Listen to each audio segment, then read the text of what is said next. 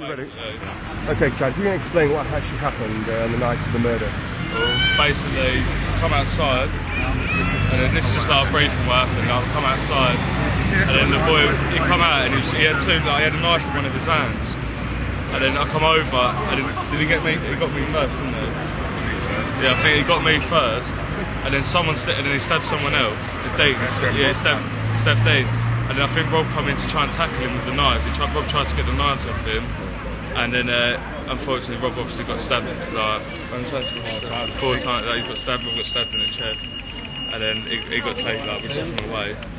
And everyone was just trying to get the knives off him. Rob was really brave though. Rob stepped in, tried to get the knives off him and that. But unfortunately, was there any altercation before this? Was there any reason for this guy to come out? What happened was the week before, the boy he kept coming down, and I think the reason he was really annoyed this week was because he got turned away because it was too packed. It was too packed in there, and he got turned away, and I don't think he was happy. And he was really like he just kept trying to start fights, and he just kept coming down like every week trying to start a fight and that. And then this week, he come out with the intent to kill. He come out with an intent to stab someone. He knew he was going to stab someone that night. Too much. Yeah. So the thing was, this guy had been coming to this club, trying to get in here constantly, occasions, was refused entry. Yeah. And what I'm trying to get at, was there an altercation between your mates and this guy, or did this guy just go absolutely mental and just? No, I don't. Didn't he like barge during the night or something? He barged everyone. He'd walk around and barge everyone. He thought he was the dogs really in there. Yeah. He'd come down here on his own trying to prove, like, acting as if he had a name for himself, and ended up trying to make a name for himself by stabbing 4 people.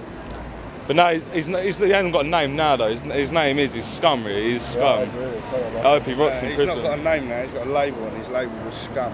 People like that should never be let out on the streets again.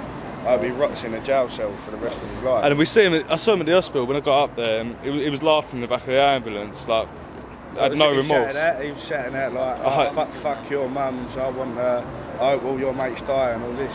Yeah, no. As soon as he said that, sick in here. As the police pulled him away, he started poking his tongue out to one of the boys, one of our mates. As the police were pulling him away, so he was wrong in the head. As the boys were on top of him, holding him down, he was just laughing. He's not there. He's not. He must have been on cocaine. So he must have been on some form of drug to just go that loopy in the head.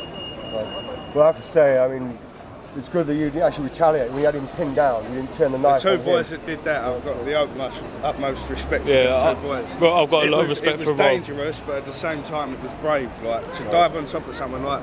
Because they dived on top of him, and one of them said, "I've got the knife." And as the other boy went to get it, he had the knife in his other hand and went like that into the back of his head, and he's got a cut all up the back of his head where he tried to. A lot of people were brave though. He attempted to kill him as well.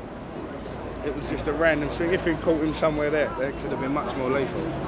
I got off really lucky. I'm happy. Like with that, it's nothing compared to what other people got. Like mine's just minor injuries compared to what everyone else got.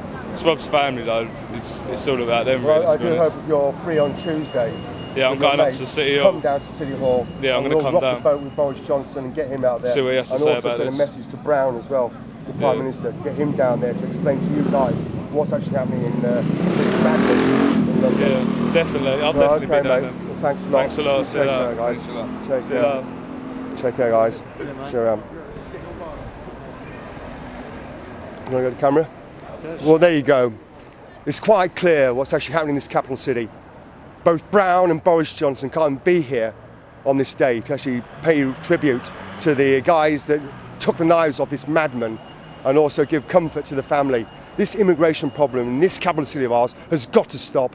When you put the percentages together now, it's quite clear that 14 murders this year, and now only by murder the knife crimes get recorded by the press. This is a sick society, and this is right at the doorstep of Brown's house. And Boris Johnson should have been down here this morning, not swanning off wherever he may be on the bank holiday. And when you see, for say, 14 murders this year, I wonder how many real knife crimes have actually taken place in this capital city. Is it 10, is it 100, 200, 300, 1,000? Those aren't recorded by gang warfare. This is right out of control. And when it is that 2 murders a week take place in London, this is a sickening situation, and it's primarily down to those people coming into this country.